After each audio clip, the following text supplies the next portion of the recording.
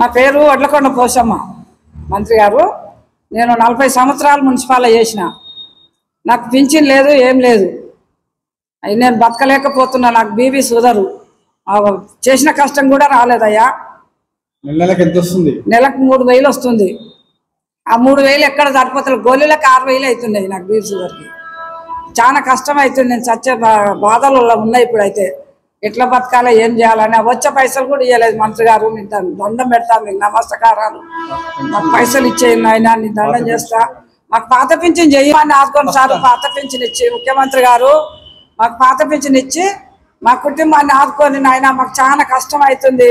మేము మా పిల్లలు బతకలేకపోతున్నాం. మా భర్త కూడా లేడు. నమస్కారాలు అయ్యా, నీ దండం చేస్తా. నేను పసునూరి ప్రభాకర్. నేను వృత్తి విద్యా ఉపాధ్యాయునిగా 1986 సెప్టెంబర్ 4వ తారీఖున ఒలిగొండ జిల్లా పరిషత్ ఉన్నత పాఠశాల యందు అపాయింట్మెంట్ అయ్యింది. అప్పుడు నా యొక్క జీతం 600 రూపాయలు మాత్రమే.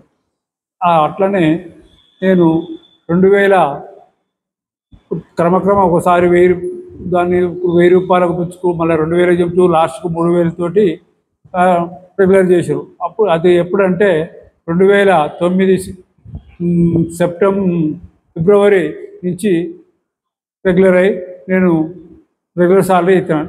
కనీసం 8 సంవత్సరాల చిల్లర మాత్రమే రెగ్యులర్ అపాయింట్మెంట్గా ఉపాధ్యాయునిగా పనిచేశాను. తర్వాత రిటైర్మెంట్ 2016లో అయినాను. ఇప్పుడు నా యొక్క పెన్షను 1450 రూపాయలు మాత్రమే వస్తుంది. నాకు ఎటువంటి ఖర్చులకు సరిపోవడం లేదు.